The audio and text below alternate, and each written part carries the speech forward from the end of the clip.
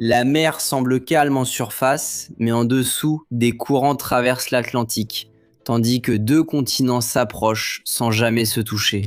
C'est dans ce contexte qu'une nouvelle concernant ce projet extraordinaire a fait la une dans différents pays. Une autoroute sous-marine entre le Portugal et le Maroc, avec des galeries séparées, des couloirs de secours et des connexions avec le réseau routier de l'Algarve. Coût annoncé, 800 millions d'euros, soit près de 4,7 milliards de RS. Selon la nouvelle, l'ouvrage renforcerait l'intégration entre l'Europe et l'Afrique, avant la Coupe du Monde organisée principalement par le Portugal, l'Espagne et le Maroc. Mais en réalité, où commencerait cette traversée ? Et comment un tunnel sous-marin de cette envergure pourrait-il coûter si peu par rapport à des projets similaires ? Restez avec nous dans les prochaines minutes. Et comprenez pourquoi le chemin le plus court entre l'Europe et l'Afrique peut être plus difficile. Comment l'eau et les roches pourraient-ils piéger un tunnelier ? Et bien sûr, qu'est-ce qui manque pour que la liaison entre les deux continents devienne réalité ? Le premier problème apparaît sur la carte. Le Portugal continental se termine en Algarve. Au sud, il y a l'Atlantique, mais la côte de Tanger ne se trouve pas directement en face du territoire portugais. La plus courte distance entre l'Europe et l'Afrique est ailleurs, là où le sud de l'Espagne et le nord du Maroc forment le détroit de Gibraltar. Certaines images associées au projet déformaient cette géographie. Elles plaçaient l'Algarve pratiquement en face de Tanger et présentaient une traversée d'environ 30 km. Une liaison directe entre le Portugal et le Maroc, cependant, dépasserait 200 km, l'échelle change complètement. Au lieu de traverser seulement un détroit, le tunnel passerait sous la mer. Une distance comparable à celle d'un aller-retour entre Sao Paulo et Campinas. De plus, il faudrait le connecter au réseau terrestre des deux pays et traverser des profondeurs, des courants et des formations géologiques encore peu connues. La géographie présentée dans la nouvelle correspond en réalité au passage entre l'Espagne et le Maroc. Et si l'emplacement était décalé de plusieurs centaines de kilomètres, une autre question s'imposait. 800 millions d'euros seraient-ils suffisants pour un chantier de cette ampleur ? En effet, le budget annoncé suscite l'étonnement. Entre le Danemark et l'Allemagne, le tunnel Fehmarn Belt fera 18 km et aura un budget de référence proche de 7,8 milliards d'euros. En d'autres termes, la supposée liaison entre le Portugal et le Maroc serait plus de 10 fois plus longue, mais coûterait à peine plus d'un dixième de ce montant. Il est évident qu'on ne peut pas calculer le prix des tunnels avec une simple règle de 3. Le terrain, la méthode de construction, la profondeur et les installations varient. Une construction internationale de cette envergure devrait laisser une large trace documentaire. Des accords bilatéraux, des études de faisabilité, des tracés, des licences, des calendriers, des sources de financement et les noms des entreprises responsables. Rien de tout cela n'a été trouvé dans les sources officielles consultées des gouvernements du Portugal ou du Maroc. L'explication est simple. L'autoroute sous-marine de 800 millions d'euros entre le Portugal et le Maroc. Le ministère des Infrastructures du Portugal a affirmé que cette information n'a aucun fondement. L'agence Lusa a retracé l'histoire jusqu'à la page réactivée d'une ancienne publication avec des contenus apparemment produits par intelligence artificielle et par la suite répliqués dans différents pays. Mais il y a quelque chose à souligner. L'histoire n'est pas née entièrement du néant. Mais à l'est, dans le détroit de Gibraltar, l'Espagne et le Maroc étudient depuis des décennies une liaison souterraine entre l'Europe et l'Afrique. La différence, c'est que le projet réel essaie encore de répondre à une question fondamentale. Serait-il vraiment possible de le construire ? Jusqu'en juillet 2026, aucun tunnel entre l'Espagne et le Maroc n'était en construction. Le projet en était toujours à la phase d'études techniques et d'investigation géologique. Toute construction future dépendrait d'un nouvel accord bilatéral entre les pays. Il convient de souligner que la première difficulté apparaît avant même le choix de la machine. La plus courte distance entre les continents n'offre pas nécessairement le meilleur itinéraire. À son point le plus étroit, le détroit de Gibraltar mesure environ 15 km. Dans la partie orientale proche de cette zone, le fond marin peut atteindre près de 900 mètres de profondeur. Mais à l'ouest, au seuil de Camarinal, la profondeur est d'environ 300 mètres. L'itinéraire serait moins profond, mais plus long. Il serait nécessaire d'augmenter la distance parcourue pour réduire la profondeur. Et ces 300 mètres ne représentent qu'une colonne d'eau. Le tunnel devra encore passer sous le fond marin, protégé par une couverture capable de limiter les infiltrations et de stabiliser l'excavation.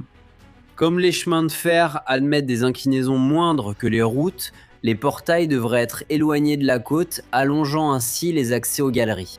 Le terrain sous le détroit ne forme pas une masse uniforme. La région possède des séquences sédimentaires connues sous le nom de fuiches, une sorte de sandwich géologique, avec des matériaux argileux, des couches résistantes, des zones fracturées et des dépôts peu consolidés. Il existe également des traces de paléocanaux, d'anciens canaux remplis de sédiments. En traversant ces zones, l'équipe devrait ajuster les paramètres de l'excavation, comme le rythme d'avancement, le soutènement et, selon la tunnelière choisie, la pression appliquée au frontail. Un autre risque est la convergence. Sous une forte pression, le massif peut se déformer vers l'intérieur.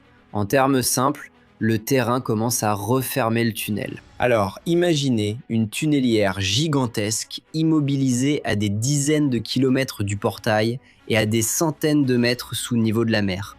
L'eau rend le scénario encore plus dangereux. Les failles, les joints et les couches perméables peuvent créer une connexion entre l'océan et le front d'excavation. Dans le pire des cas, la tunnelière entrerait dans une zone de fracture, rencontrerait un matériau déformable, perdrait de la vitesse et subirait les infiltrations. Des sondages doivent reconnaître le terrain en avant. Dans les zones critiques, des injections de coulis de ciment pourraient combler les vides et réduire le passage de l'eau. Le revêtement devrait supporter la pression externe et s'adapter à d'éventuelles déformations et mouvements tectoniques sans perdre son étanchéité. Cependant, avant de choisir un tunnelier, les ingénieurs devraient répondre à une question. Existe-t-il une bande de terrain par laquelle la machine puisse avancer sans être inondée, comprimée ou piégée sous le détroit? En effet, la construction de ce projet entre l'Espagne et le Maroc commencerait bien avant l'ouverture des galeries principales. À la fin de UX 1025, une campagne océanographique a été commandée pour étudier le fond marin au seuil de Camarinal. Le programme prévoyait 15 jours de relevée, un budget d'environ 553 000 € et le traitement ultérieur des données. Ce relevé ne présente qu'une partie de l'enquête. Le programme réunit 6 groupes de travail, dont 5 sont liés aux campagnes maritimes, et prévoit également un système destiné à organiser et intégrer les données. Des échosondeurs cartographieraient le relief sous-marin, avec une résolution minimale de 5 mètres. Des profileurs acoustiques tenteraient de révéler les couches superficielles sous le fond, tandis que des échantillons de sédiments et de roches seraient prélevés. Les chercheurs n'examineraient pas seulement le tracé. Les relevés comprendraient des profils parallèles, jusqu'à 3 km de chaque côté de l'axe, ainsi que des profils transversaux dans les zones respectives. Ces données alimenteraient un modèle géologique tridimensionnel, utilisé pour identifier les failles et les couches instables. Jusqu'ici, certains points sont clairs. La solution de référence historiquement étudiée est ferroviaire. Elle traverserait le détroit et dépendrait des accès dans les deux pays. Si les résultats indiquaient un couloir prometteur, l'étape suivante pourrait être l'ouverture d'une galerie de reconnaissance. Ce passage pourrait permettre l'observation directe du terrain, la mesure des infiltrations, le suivi des déformations et le test des méthodes de consolidation avant la construction des tubes principaux. Il n'existe aucune autorisation pour l'exécuter. Dans une section géologiquement plus stable, un tunnelier fragmenterait le sol et la roche. Des tapis roulants ou des wagonnets retireraient le matériau, tandis que des pièces préfabriquées seraient assemblées par la machine pour former des anneaux de revêtement. Les joints recevraient des éléments d'étanchéité et l'espace entre les anneaux et le sol serait rempli avec un matériau d'injection. Dans les zones fragiles, la méthode changerait. Des sondages examineraient le terrain en amont. Les fissures recevraient des injections. La vitesse serait réduite et des supports métalliques ou du béton projeté aideraient à contenir les déformations. Des études antérieures prévoyaient 2 tunnels ferroviaires parallèles et une galerie. Il était envisagé de construire d'abord un tube ferroviaire et une galerie auxiliaire, puis d'ajouter le second en fonction de la demande. Cette configuration cependant n'est qu'une référence historique et n'est pas approuvée comme solution d'exécution. Les véhicules pourraient être transportés par des trains spéciaux, comme dans l'Eurotunnel. Les terminaux regrouperaient des aires logistiques, des douanes, les contrôles migratoires, la sécurité et des connexions ferroviaires. Après l'excavation, les rails et les systèmes d'électrification, de signalisation, de communication, de ventilation, de drainage, de pompage, de détection d'incendie et de contrôle opérationnel seraient installés. Trouver l'itinéraire donc ne serait que la moitié du défi. L'autre moitié consisterait à transformer des dizaines de kilomètres de galeries en une voie ferrée internationale capable de fonctionner sous la mer. Partagée. Des ouvrages déjà construits ou en cours d'exécution aident à mesurer l'ampleur du défi de cette méga construction. Le Fehmarnbelt, entre le Danemark et l'Allemagne, montre l'ampleur logistique. Les 18 km seront constitués de 89 éléments en béton, fabriqués à terre, transportés par la mer et placés dans une tranchée au fond.